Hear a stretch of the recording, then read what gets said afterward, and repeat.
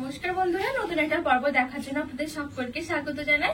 আজকে আমি আপনাদেরকে শুধুমাত্র ময়দা দিয়ে ভীষণ মজার একটা মিষ্টি বানিয়ে দেখাবো। এই মিষ্টি যদি ঠিক মতো বানানো যায় তাহলে কিন্তু আপনারা ছানার মিষ্টি কিন্তু এক সাইডে রেখে দেবেন, এতটা ভালো লাগে। আবার অনেকে কিন্তু ছানা দিয়ে মিষ্টি বানাতে কিন্তু অনেক ঝামেলায় পড়েছে, তো তাদেরকে আমি বলবো শুধুমাত্র এইভাবে ময়দা দিয়ে বানিয়ে দেখুন। কোনো অংশে কম নয়, ছানার মিষ্টির তুলনায় অনেক মজার হয় খেতে। তো চলুন আমি খুব সহজভাবে বানিয়ে দেখাবো, আশা করছি আপনাদের অনেক পছন্দ হবে। তো এই মিষ্টিটা বানানোর জন্য সবার প্রথমে আমি এখানে একটা বাটির মধ্যে নিয়ে নিচ্ছি 1.5 কাপ মতন ময়দা। আর এখানে আমি দিয়ে দেবো ঠিক 1/2 চামচের মতন বেকিং সোডা, বেকিং পাউডার নয়, বেকিং সোডাটা দিতে হবে। আর দিয়ে দিচ্ছি সামান্য একটু লবণ, আর দিয়ে দিচ্ছি ঘি। ঘিয়ের জায়গায় কিন্তু আপনারা চাইলে সাদা তেলটাও দিতে পারবেন। তো এখানে ঠিক আমি 4 চামচের মতন ঘি নিয়েছি। এবার আমি সবকিছু ভালো করে মিশে ময়দাটা একটু ময়াম করে নেব। তো এখানে আমি ঘিটা দিয়ে খুব ভালোভাবে ময়দাটা ময়াম করে নিয়েছি। আর এই দেখুন, এখন কিন্তু ময়দাটা ঠিক এরকম চাপ দিলে কিন্তু জড়ো হয়ে যাচ্ছে। এখানে আমার মোটামুটি 4 টেবিল চামচের মধ্যে কিন্তু ময়দাটা ময়াম করা হয়ে গেছে। এখানে কিন্তু আপনাদের হয়তো কমও লাগতে পারে, তারপর আবার বেশিও লাগতে পারে। তো ঠিক এরকম করে মেখে নিতে হবে ময়দাটাকে, মানে হাত দিয়ে চাপ দিলে কিন্তু এরকম দেখুন জড়ো হয়ে যাচ্ছে, আবার এরকম ভেঙে দিলে আবার সে আগের মতন হয়ে যাচ্ছে।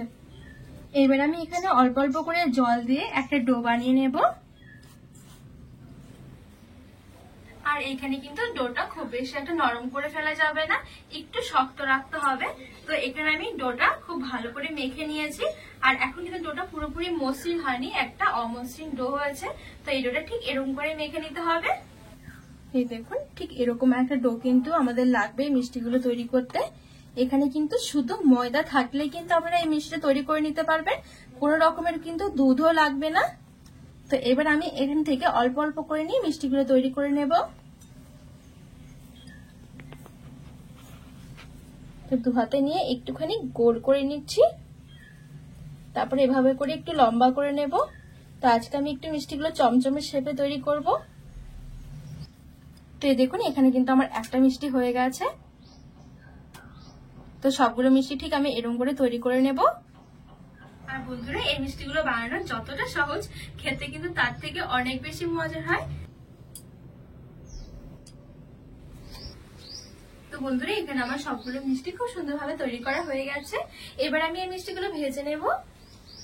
আর এদিকে আমি মিষ্টিগুলো ভাজার জন্য কিছুটা তেল একদম হালকা করে গরম করে নিয়েছি। এই মিষ্টিগুলো কিন্তু গরম তেলে ছাড়া যাবে না, একটু হালকা কুসুম গরম তেলে ছাড়তে হবে। তো এবার আমি মিষ্টিগুলো ছেড়ে দেবো।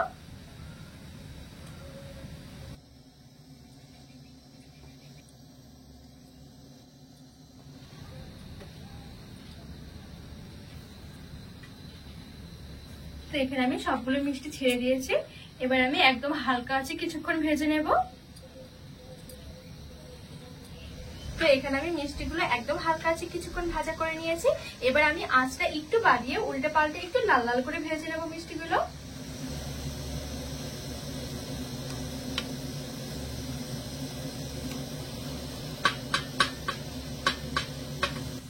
তো এখানে আমি কিছুক্ষণ মিষ্টিগুলো ভালো করে ভেজে নিয়েছি। আর মিষ্টির উপরে কিন্তু খুব সুন্দর একটা কালার চলে এসেছে। আর এখন কিন্তু আমার মিষ্টিগুলো ভাজা হয়ে গেছে, এই দেখুন।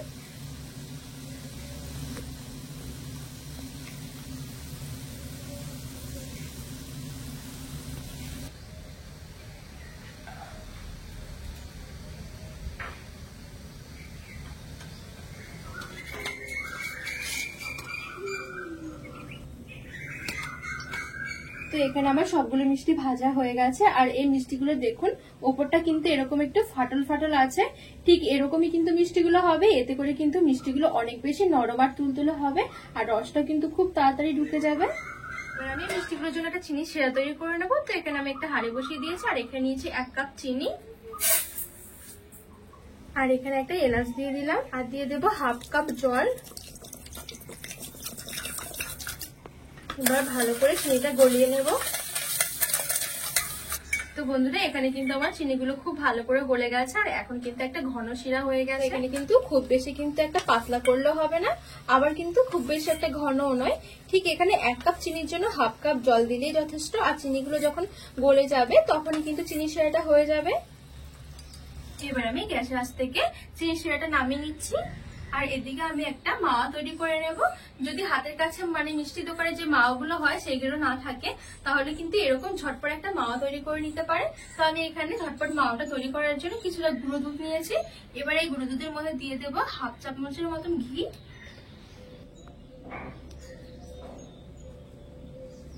এই ঘিটা দিয়ে একটু ভালো করে ডোলে ডোলে মেখে নেব। তো এখানে আমি ঘিটা দিয়ে ভালো করে মেখে নিয়েছি। এখন কিন্তু আমাদের ইনস্ট্যান্ট মাওয়া হয়ে গেছে।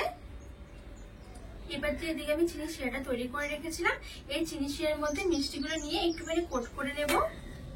এবার আমি চিনি শিরার মধ্যে দিয়ে দিচ্ছি, ভালো করে উল্টে পাল্টে একটু মিশিয়ে নেব।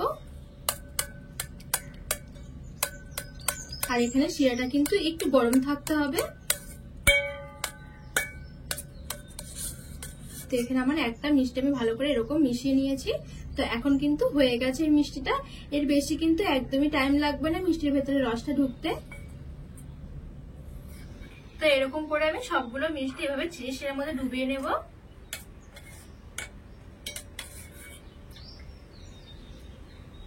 এবার আমি এখান থেকে একটা মিষ্টি নিয়ে তৈরি করে রেখেছি, এই মাওয়াটার মধ্যে একটুখানি ঘুরিয়ে নেব।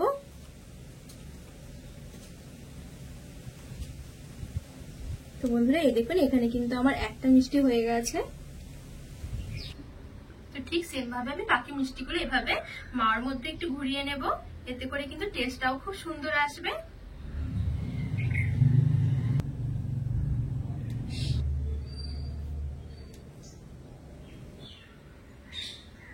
তো বন্ধুরা এখানে আমার সবগুলো মিষ্টি তৈরি করা হয়ে গেছে। এইবার আমি এখানে একটা মিষ্টি আপনাদেরকে ভেঙে দেখাই যে কতটা সুন্দর হয়েছে মিষ্টিগুলো। মিষ্টিগুলো বন্ধুরা দেখতে যতটা সহজ আর বানানো যতটা সহজ, খেতে কিন্তু অনেক বেশি মজার হয়। এই দেখুন কতটা নরম আর তুলতুলো হয়েছে মিষ্টিগুলো, মুখে দিলেই মিলিয়ে যাবে। তো বন্ধুরা আজকে মিষ্টি রেসিপিটি কেমন লেগেছে অবশ্যই কিন্তু কমেন্ট করে জানাবেন। আর আপনারা কিন্তু বাড়িতে অবশ্যই এভাবে একবার বানিয়ে দেখবেন, অসম্ভব মজার হয় এই মিষ্টিগুলো খেতে। তো রেসিপিটি ভালো লাগলে চ্যানেলটিকে সাবস্ক্রাইব করে পাশে থাকা অনুরোধ রইল।